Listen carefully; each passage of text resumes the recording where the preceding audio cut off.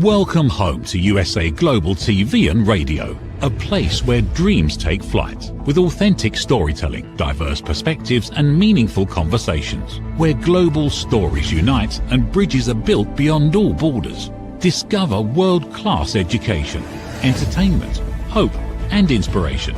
Together, we're building bridges worldwide. Subscribe to our channel, USA Global TV. Download our app, USA Global TV. Be our guest or join our team. Visit usaglobaltv.com. Thanks to our founder and executive producer, Dr. Jacalyn Kerbeck. Music score by Yeffy Tang from Cloud Road Music. Voiceover artist Mike Porter. Creative direction by Paul Garcia. USA Global TV and Radio. Your home for global connection. All rights reserved. This video and its contents are the exclusive property of USA Global TV and Radio. Unauthorized use, duplication or redistribution in any form is strictly prohibited. Good morning, good afternoon, and welcome. If someone you knew, someone you admired, someone who was a role model, was in a position of authority, of power, of influence, and was going through a struggle with their mental health, would you want them to speak up? Would you want them to come forward? Or would you rather not know? And once you did know, how would you react? Would you be open, welcoming, wanting to assist, or would you be judging? We're going to explore this topic today on Judgment, the Hidden Sin, the TV show that's in alignment with the book that I wrote, Holy but Harmful, The Silent Sin of Judgment. I'm Dr. Jacalyn Kerbeck, and I want to welcome you here today. It's an absolute pleasure. We have someone here who came to see us just a week or two ago on another program with Mr. Red O'Laughlin. And I just really appreciate the fact that Major General Gregg F from the U.S. Army, who is retired, highly decorated combat veteran, former president of the National Defense University, leadership expert and mental health advocate, also known as the Bipolar General, who is also an author, is here to share his story today. Welcome to the program. Thanks, Jacalyn. It's a real pleasure and an honor to be on with you. I really appreciate your time, and I want to get right into it because we were talking backstage. It seems today that in 2026, talking about mental health and being aware of mental health issues is much more accepted than it used to be. I know I'm 63 now, that earlier in my life, it would be like, oh, she's crazy, he's crazy, stay away from them. You know, look at the way they're acting. A lot of judgment took place. And in your career, being highly decorated and leading people and having people look up to you, you were going through your own challenge. When did you realize this? Well, I didn't realize that I had a serious problem until 2014. I was 58 years old, a two-star general, and I shot into full-blown mania, really a state of manic insanity.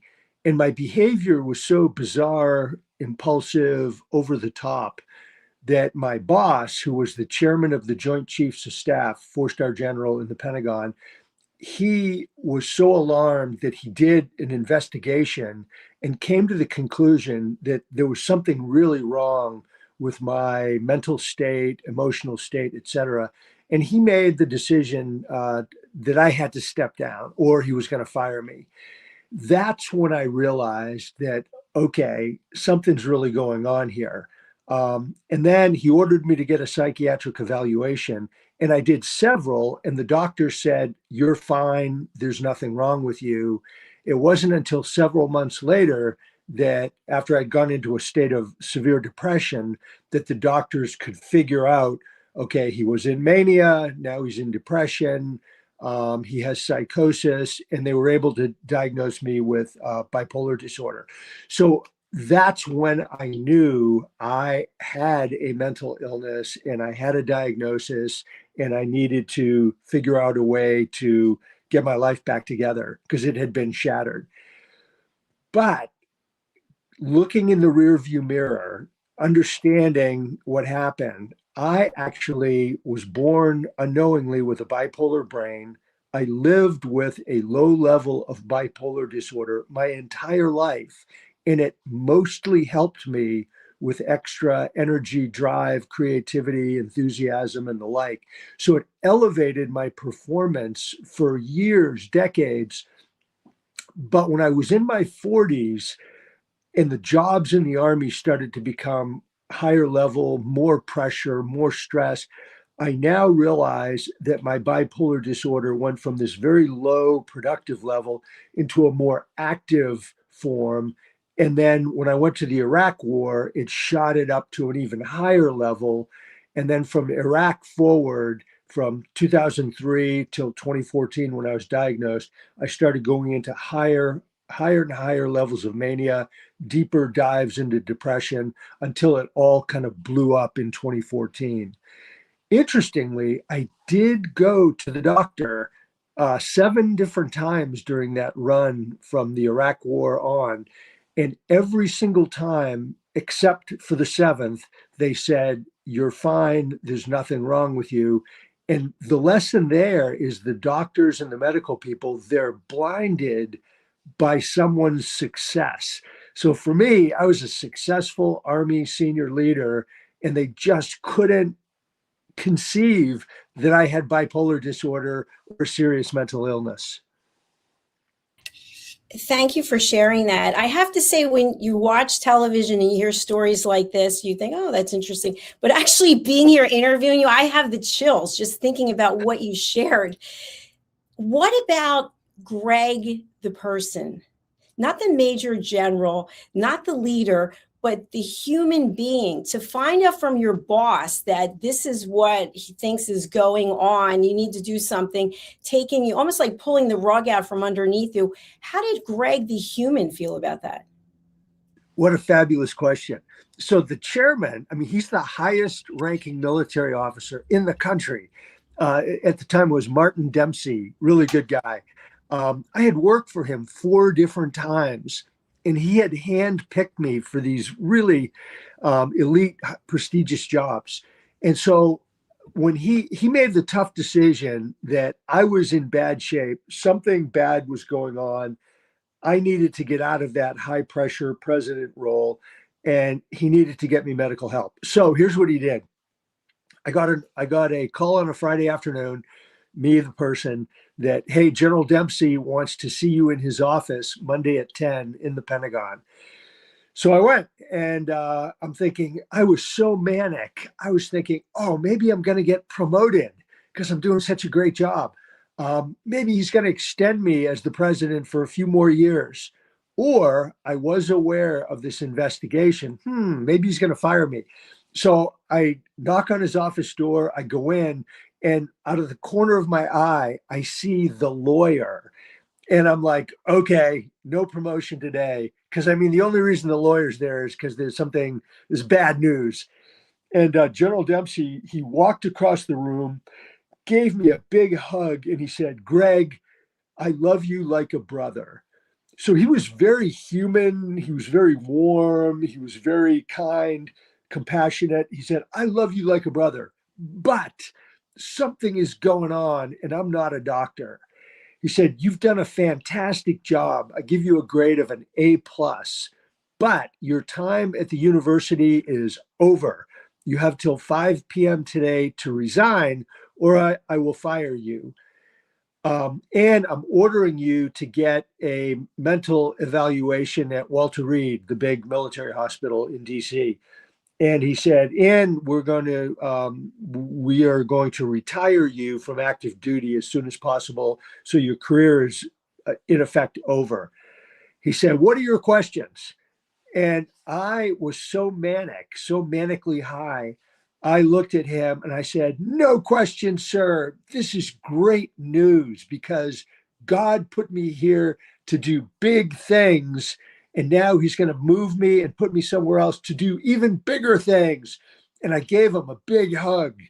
And General Dempsey, his eyes are wide. He's looking at me like I am insane, which I was. I was in a state of manic insanity.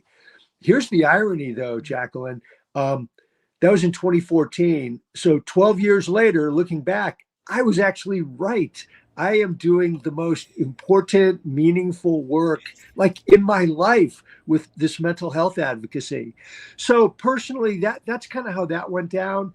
But then as I spun into crippling depression, which followed the extreme mania, it got really dark, awful. I really didn't even want to be alive. I had, suicidal ideations and thoughts. I barely could function for about 2 years, until finally I was hospitalized. Everything started falling apart. My whole life was just pretty much upended.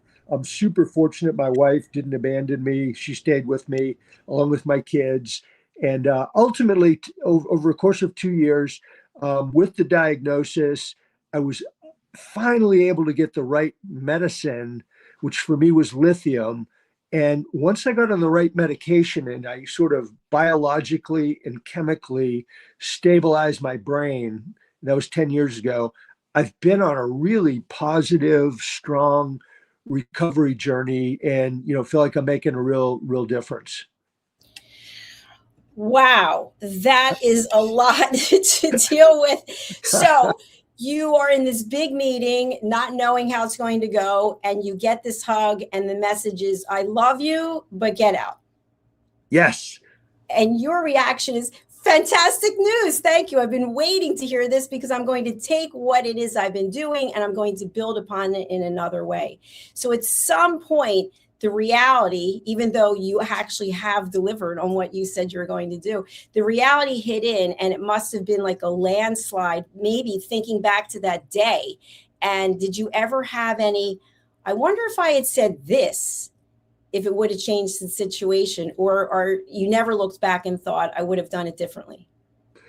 Well, that's a very good question. It's there's a lot of complicated things. I thought, and there was valid, objective reasons for thinking this.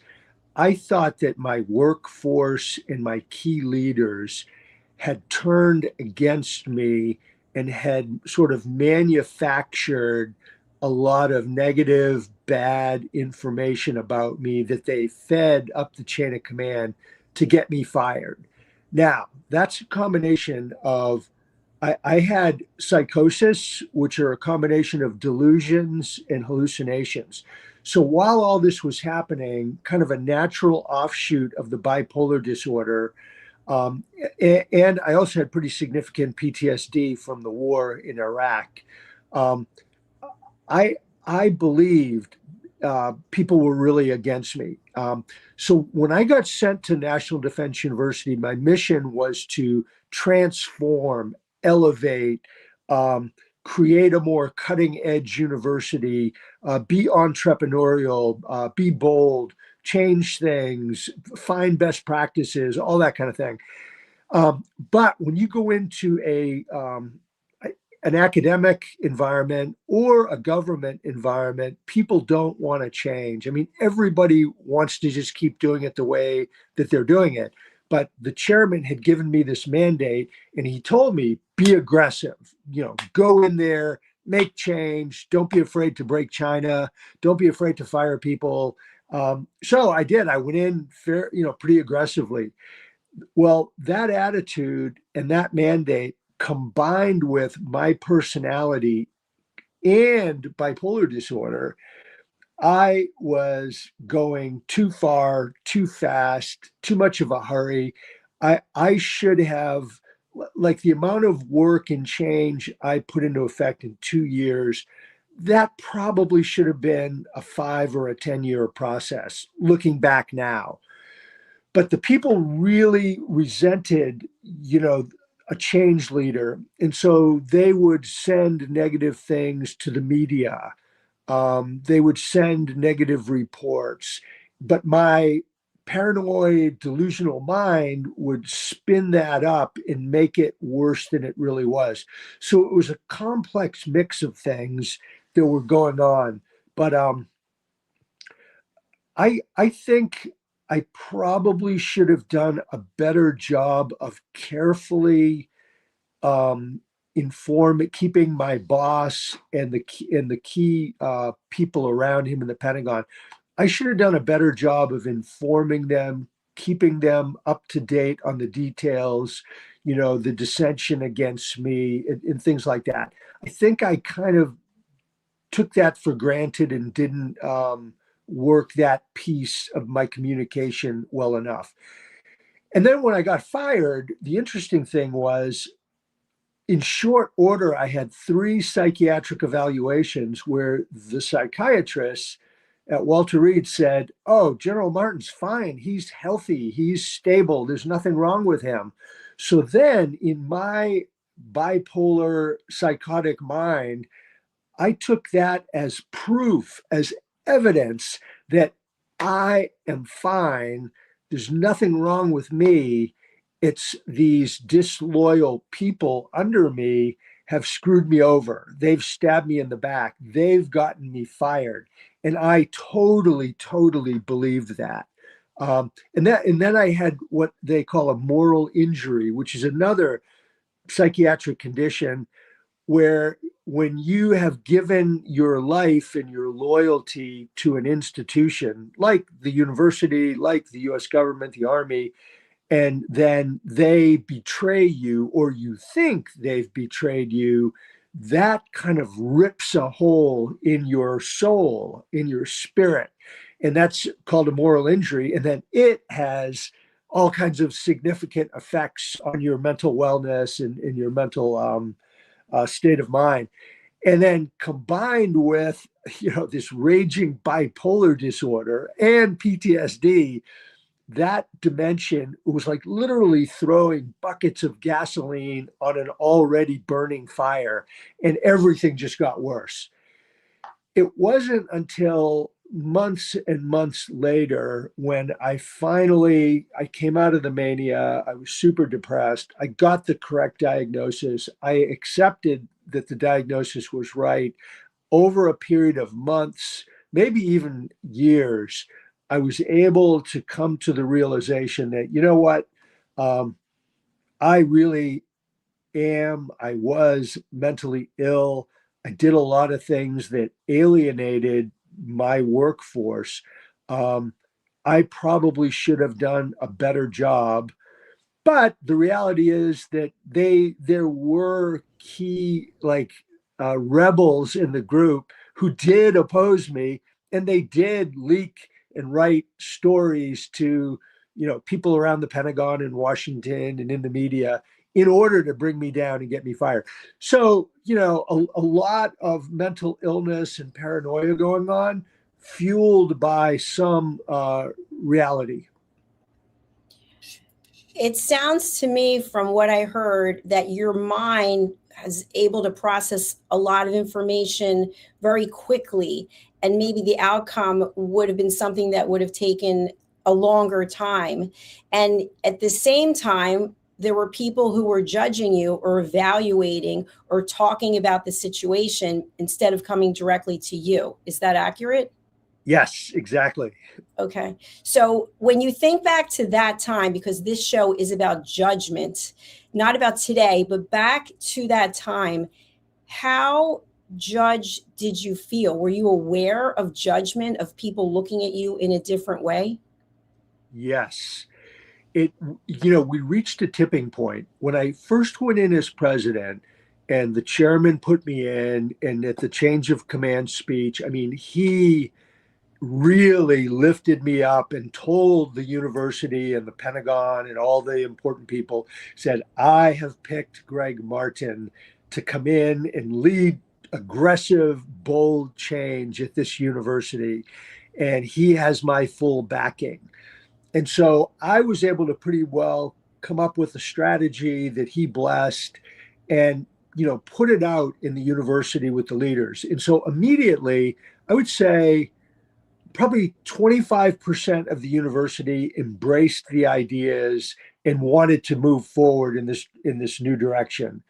About 25% really opposed it, and they were going to dig in their heels and fight. And about the 50% in the middle were like, they were fine. They were going to go with wherever the leaders took them.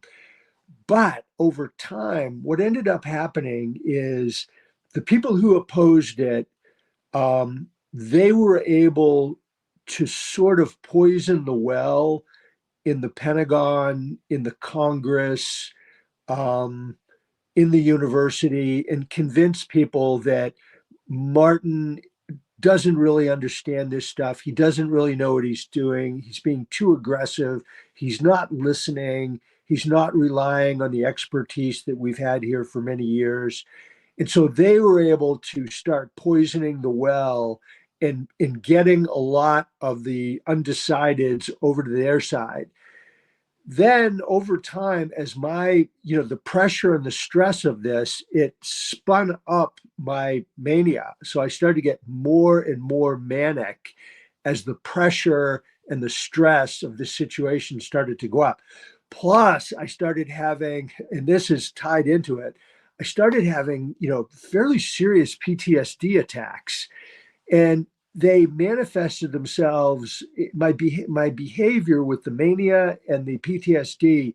I started getting, more and more bizarre, impulsive, unpredictable in my actual behaviors.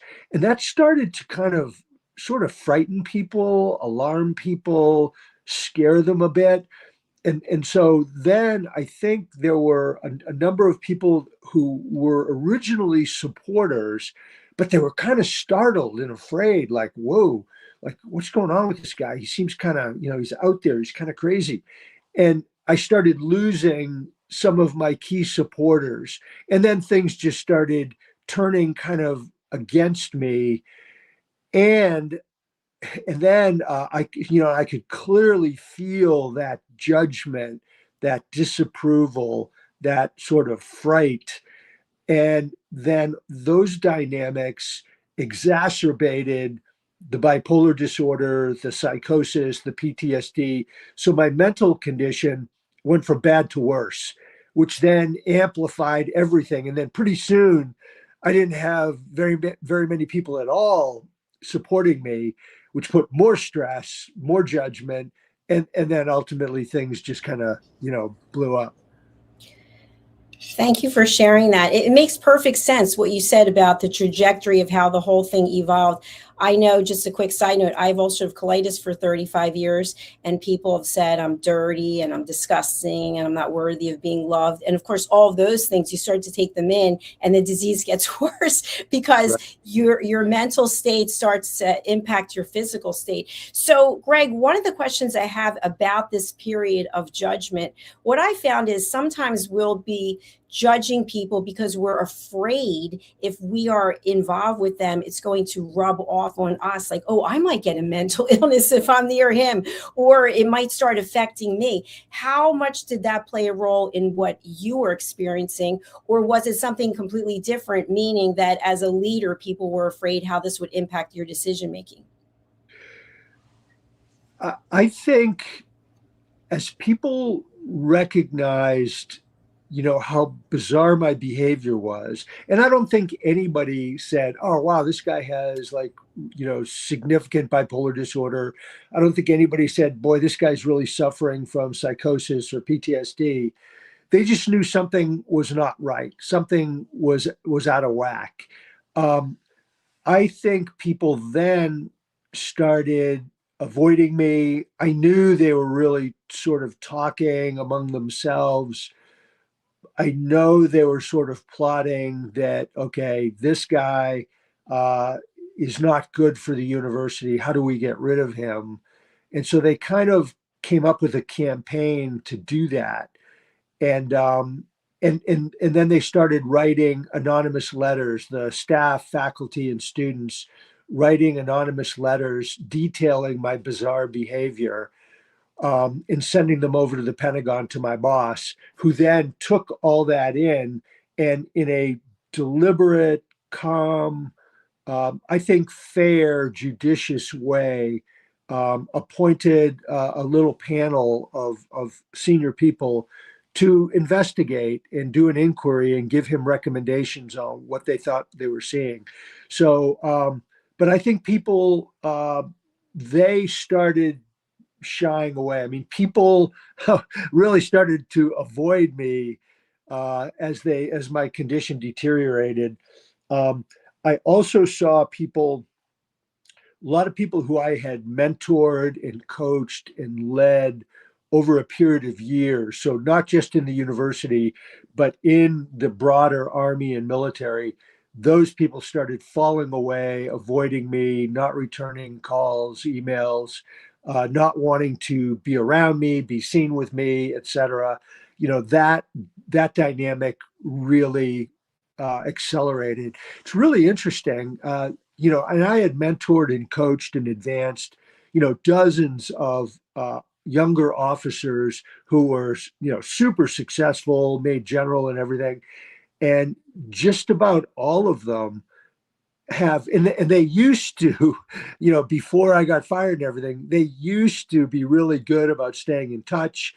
And, we had a great relationship. Now, part of that was they wanted the benefit of a more senior guy to be able to help bring them up and get them advanced. But they pretty much dropped off the radar screen. And that was, 12 years ago, and have never come back. I actually asked one of the guys, I said, hey, we were really, really close for such a long time. What's up? How come, you don't want to help me associate, do anything together? And he said, hey, General Martin, I loved you. You were a great leader, great mentor. You were really, really good to me. He said, but that whole crisis situation with the bipolar disorder and getting fired and all that, he said, it frightened me and my wife. I mean, it just frightened us. And we have sort of come to terms with it. We've put it in a box. We've buried it, and we never want to open or see that box again. So no disrespect to you personally, but we have made that decision to protect our own mental well-being because it was such a traumatic experience for us to see and be a part of all that went on. Wow. Wow. What a powerful analogy, and so honest. Not talking about how it actually feels, but that's what happened. People are afraid. They live in fear. They make judgments. And then based on that, they disappear. They retreat. Now, another option could have been, let's reach out and see how we can provide support, right? That could be another option. So I feel, and I'd love your thoughts on this, there's no judgment about when people do that because we have the ability to make a choice. But please make that decision and go on your way so that I can move on and find people and surround myself with people who want to support and want to actually mentor and lend a hand to help others. What do you think? Absolutely. I will say that, what I described probably was the majority, for sure, of the people in the military that I was dealing with during that real time of crisis. But there were some wonderful people. One guy, he's a retired 3-star named Tom Bostic. He embraced me. He was like a big brother. He said, Greg, anything I can do to help you and Maggie, to support you, medically, time off, vacation, support, if you need someone to talk to. I mean, he invited me over to his house. He would come down the street and, knock on the door. We'd have coffee together. That guy was just an absolute gem. And then when I retired from the Army, there were other Army buddies and West Point people who were very, very good and, compassionate and kind to Maggie and I. And then when we moved to Cocoa Beach, Florida, and started meeting people, I was very open. I'd say, hey, Greg Martin, Army veteran, this is my wife, Maggie. I have a really serious bipolar disorder. I was in the hospital a year ago, but I've rebuilt my life. I'm recovering. And I started writing articles and giving talks, and then the book, and et cetera. And really the embrace, the outpouring of love, compassion, empathy in my Cocoa Beach community with my friends is unbelievable. It is so positive. I mean, I've got the best friends I've ever had, and they are, and none of them have ever been in the military, but they are incredibly supportive. All this whole group, I'm talking a couple dozen, if they've all read my book, they watch the podcast, they're super friendly to me and Maggie. Um, I've got a couple of them who are very, very smart, intelligent people and great writers. Oh, by the way, they're all from this dancing group that Maggie and I do over at the gym. But there's a couple of them, one in particular, who has read every draft article, my entire manuscript of the book, listens to my talks, critiques them, and she's a very high level professional in a big corporation. And she has been brilliant and helpful in me crafting and shaping and improving my message. So, I mean, these people have no reason to be nice to me. They like me. They like Maggie. They love being our friends. They think it's cool that, like, I'm an Army guy. They think it's cool that, I'm open about my mental illness and I'm trying to help others. So I would say now, it's a huge, big positive element as opposed to negative. And the other piece is that I've gotten into this whole mental health community, which is global. And Jacalyn, I have met and am friends with and work with the best people of my life. Smart, caring, compassionate, fun, happy, great to be with. And so I feel really blessed to have this whole turnabout. It sounds like your journey has taken you right to where you're supposed to be. So I want to talk a little bit about your book. But before we move into that, going back to where you were and what you were experiencing, there are people out there right now in different walks of life in different parts of the world who are going through something similar, even though they weren't a major general, right? But they don't know how to deal with it. Maybe they don't even know what's going on, like what you said. What are some of the signs that there might be something going on with mental health that needs to warrant a visit to a doctor? Great question. So we're all susceptible to these mental health conditions of various flavors and everything. I mean, depression is very, very common. Anxiety, very common. PTSD is common. Traumatic brain injuries are common. Bipolar disorders is pretty common. So I would say think about yourself and sort of do a self-assessment or like a check on yourself and just think, okay, how am I doing? How am I feeling? Am I getting the sleep I need? Am I healthy? What about my happiness and motivation level? How am I getting along with people? How am I performing? Just kind of do an overall inventory of checking yourself. And then the same with people you're close to, your spouse, your family members, your friends, close work colleagues, and just say, okay, am I okay? Yes or no? And so what are some of the things to look out for? Well, if you're not sleeping, if you are not eating right, if you really are lacking energy, if you're really seem, overly sad, and not just having a bad day, you're sad about, something that happened, but is it extended and is it deep? Because that can be a sign of depression.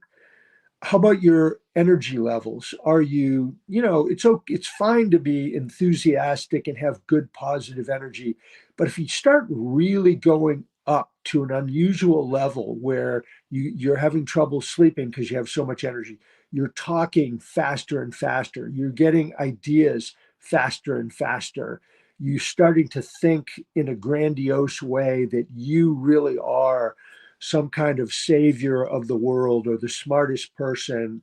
And so there's all these different signs and symptoms. if you recognize or detect those, go see a medical professional. Go see somebody. Go talk to them. Bring a spouse, a family member, a close friend, someone who knows you well. Bring them to the appointment to see, your general practitioner, a nurse, a psychologist, whoever, and have an honest conversation and see, is there something worth going into greater depth in checking? And if they say no, that's good news. But keep an eye on yourself anyway, because, I had that bipolar disorder my whole life, went to the doctor many times, and they never diagnosed it. They couldn't see it because some of this stuff is hard to detect.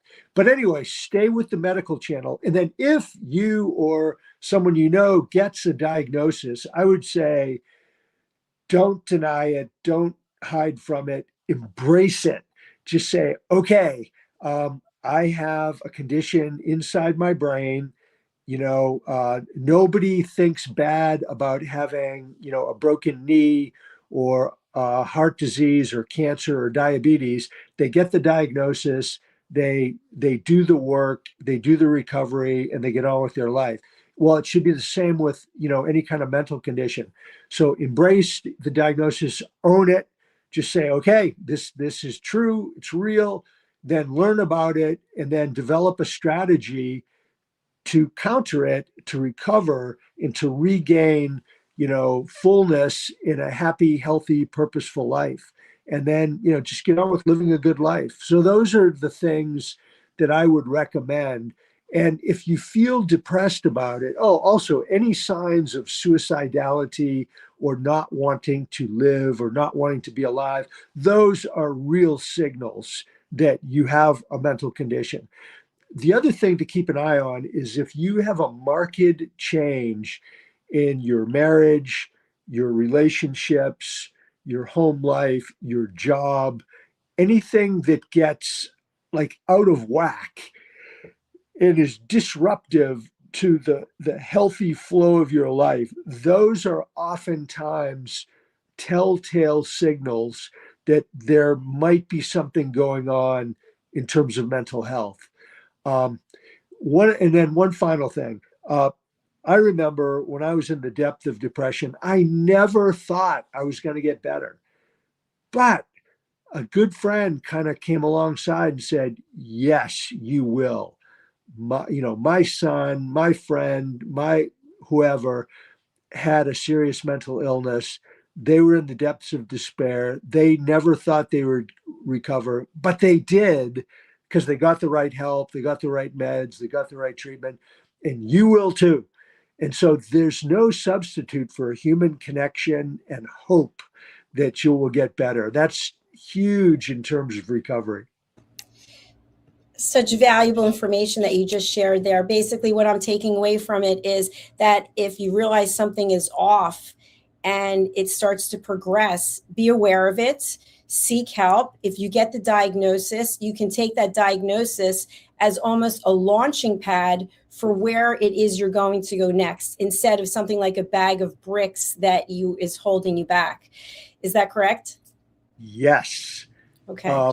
They've looked at my life and they said, man, you took lemons and turned them into lemonade, taking a crisis, and then turning it into something bigger, better, newer, that gives you a whole new life.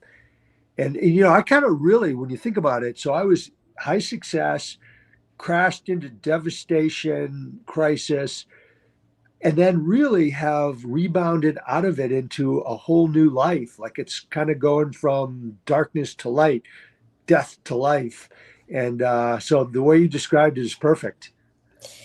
And your book, My Forever War with Mental Illness, really is such a great summary of what we've been talking about today, because it goes on, it's continuous, just like with ulcerative colitis. It's a chronic disease. So my question for you is, how much of the healthy outlook and embracing the launch pad and where you're going is based on medication, or some other processes that you use, maybe meditation or affirmations? I don't know what they are, but could you share that with us so we have an idea of how you manage this on a daily basis?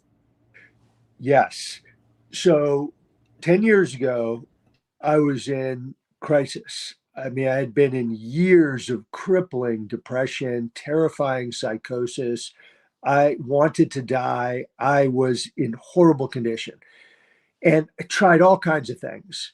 I was hospitalized, but it took the right medication, which for me is a combination of lithium and lamictal or lamotrigine. And so all those other things didn't get me to a stable base until I got the right medication that went into my brain and gave me stability, biological, chemical stability. So that was necessary, but not sufficient. I also find that I get great benefit from psychotherapy, talking to a trained psychologist about how to think about your life, how to develop tools and methods of self understanding. But then there's more. A person needs to live a healthy lifestyle with 8 hours of sleep, plenty of water, low stress, healthy diet, plenty of exercise. So, medication, psychotherapy, healthy living, absolutely necessary. But then there's more to it. I have what I call the 5 Ps. I developed a purpose for my life, a mission statement, which is for me sharing my bipolar story to help stop stigma, promote recovery, and save lives. So that purpose gives me inspiration to live. The second P is people, being around people who are inspiring, energizing, and fun. And I've got that in Cocoa Beach, mainly with my the fitness dancing crowd who are so cool. They're so fun to be with. So those are the first 2 Ps. The third P is place. It really mattered for me in my bipolar state. I was living in the north where I'm from, but the cold, dark, gray winters were really exacerbating my depression with the bipolar. So we made a decision to move to bright, sunny, warm Florida, and it's helped. So place matters. And then perseverance, just having the will to fight and win every day, one step, one day at a time, not giving up, to keep going with your care plan, your recovery plan. And then the fifth P is perspective. I think it's super important for any human to think objectively about their own thinking, and that's called metacognition. But what that means is your own mind can make things worse than they really are. You can lose your perspective, your sense of objectivity. You can take little things and turn them into a crisis. Um, and so I think it's important to have this objective thinking, like, okay, I have serious mental illness. Is it the end of the world? No. Uh, with working with the medical professionals, taking my medication, doing therapy, being healthy, getting sleep, hanging out with fun people, I can live a great life.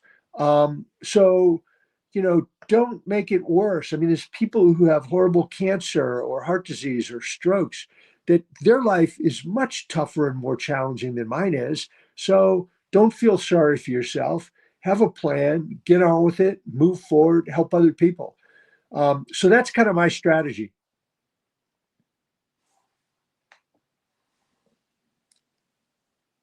Very powerful, and so many nuggets for people to take away from what you talked about today. Before we close out, Greg, with your book, we have been putting it up on the screen where people can buy it. What would you like people to take away from reading it, and who would be a good reader to purchase it? First, the book applies to pretty much anyone. Even though I was in the military and I'm a veteran, it really is applicable to all humans. So I would say anybody who is interested in just health in general, mental health in particular. Uh, Anybody who's in a leadership position or aspires to be a leader, anybody in the medical community, I think it really applies to. And then, anybody in the military or the veterans community, I think it applies to, in particular. It's interesting. I think the greatest interest in this book has been in the professional medical community. So doctors, med schools, nurses, universities, that whole setting. Um, Pretty much anybody, but those ones in particular. Um, what people should get out of it, I think, is okay, here was this very healthy, very successful guy in the military, rose to the highest levels unknowingly with bipolar disorder, that helped him until it didn't. And then he crashed and had a crisis that could have killed him. He was hospitalized, fired, retired, all that bad stuff. And I could have died. And if I didn't get the right treatment and the right medication, I very well may have died 10 years ago from one form or another: suicide, violence, being arrested and killed in prison. Um, but because of the professional medical community, the support of my family and friends, and then the sort of the perseverance to not give up, to not kill myself, to not quit, have been able over the last decade to put together a plan and come back to life. And it's possible. There is hope for anybody. And it's not just mental illness. People have tragedies of all different types. You can come back. There is hope. You can resurrect yourself.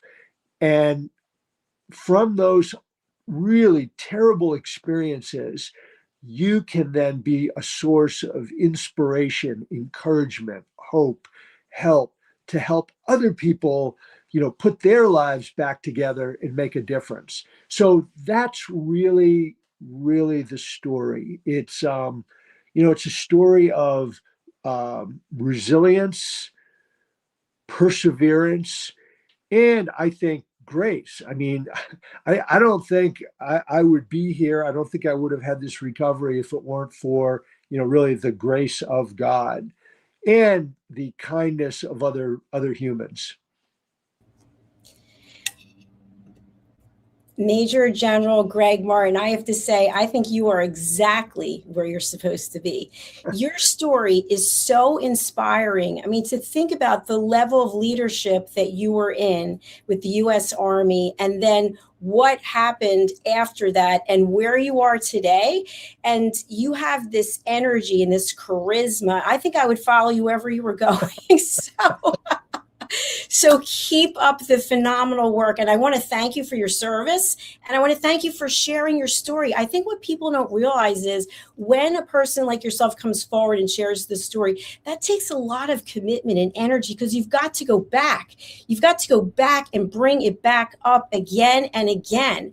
And so not only have you written this book, but you are going around soon, starting a tour, giving speeches to inspire other people and help people realize that having a mental illness, being diagnosed as bipolar, is not the end. It could potentially be the beginning. It's all about what you do with that information, that diagnosis.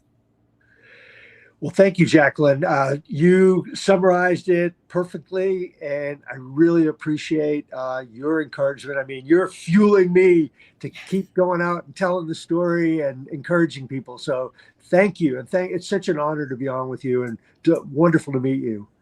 Thank you so much. I hope one day I get to shake your hand and give you a big hug. Me too. I can't wait. I have to come to Philly.